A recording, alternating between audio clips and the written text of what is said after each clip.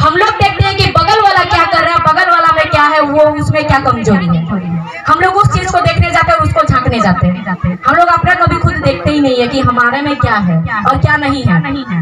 सब उठ के दौड़ के चले गए। यहाँ लक्ष्मी मोनी दीदी गीत गा रही थी, वो गाना गा रही थी, लेकिन सब उठ के वहाँ दौड़ के चले गए और किसी को पता नहीं वहाँ हुआ क्या है, लेकिन सब दौड़ के चले गए। ऐसे ही होता है, कोई अगर बाहर वाला आके हमारे झारखंड में घुस जाता है और कुछ बोलने लगता है तो हम लोग उसको बाबू साहब मान के उसका बात सुनने चले जाते हैं और वहाँ हम लोग चुप हो जाते हैं। हम लोग कहते हैं कि हम लोग गलत है, वही सही है, ये मान के हम लोग उनका सुनने चले जाते हैं। क्या ये गलत है? हम लोग जाते हैं, करते हैं ये चीज। आज इसीलिए हम लोग इतना पीछे हैं। लड़ने का मतलब है, हमेशा हम लोग कहते हैं कि लड़ के लेंगे काट के लेंगे, तो लड़ के लेंगे काट के लेंगे मतलब अभी हम लोग तलवार लेके किसी से लड़ने नहीं जाएंगे।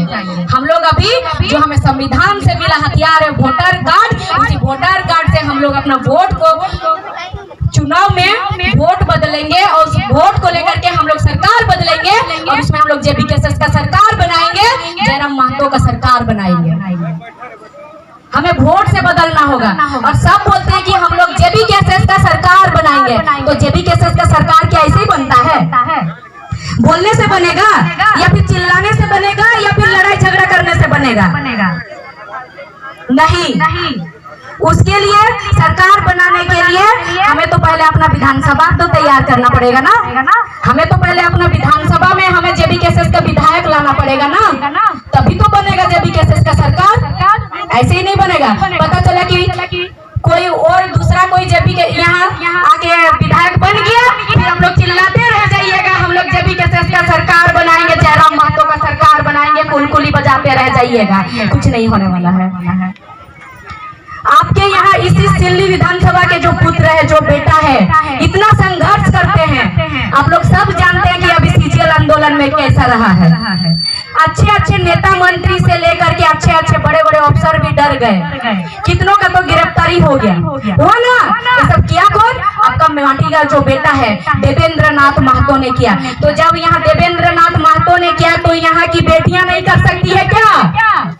कर सकती है ना, करते पारबे ना तोरा। अरे हो बोलने ना यो बैठ। अरे हमरा कोल्हान ले चले आसी, सरायकेला जिला ले चले आसी, रांची के घेराव करते, लेकिन सिल्ली विधानसभा एक बेटी के देखिए नहीं पाई खाने।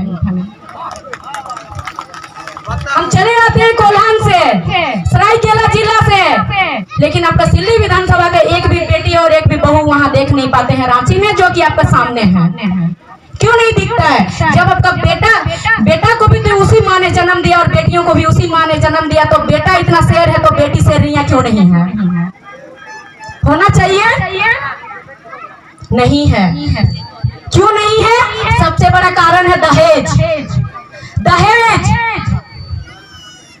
पूछिएगा कि दहेज कैसे होता हो, तो बेटी जब बड़ी होती तो हम लोग विदा कर देते हैं दहेज देके, तो फिर दहेज कारण कैसे बन जाता? दहेज सबसे बड़ा कारण है। बेटा जब पैदा होता तो उसको पढ़ाने के लिए पैसा रखते हैं, बेटी पैदा होती तो उसे दहेज देने के लिए पैसा रखा जाता है। कभी सोचते नहीं कि हमें हमारा बेटी को पढ़ाना होगा, और हम लोग ये चीज भूल जाते हैं कि हमारा जो बेटी पढ़ेगी तो वो 2 परिवार को शिक्षा देगी। पहले तो हमारा परिवार में अपने छोटे भाइयों और बहनों को, और फिर जब ससुराल जाएगी तो अपने बच्चों को, क्योंकि बच्चा का प्रथम शिक्षा अपने माँ से होता है।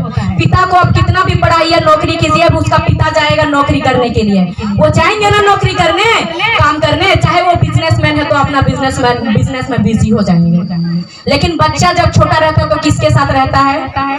किसके सामने पालता है? किसका कोख में? अपना माँ का। तो पहला शिक्षा बच्चा को कहाँ से मिलता है? अपना माँ से मिलता है ना, अपना माँ से। तो अगर बेटी शिक्षित रहेगी तो उसका जो आने वाला पीढ़ी में उसका बेटा पैदा होगा, उसका बेटी पैदा होगी, उनको शिक्षा कहाँ से मिलेगा? इसी शिक्षा से रिलेटेड हम लोग अगर कुछ भी चीज को लेकर के कभी बोलते हैं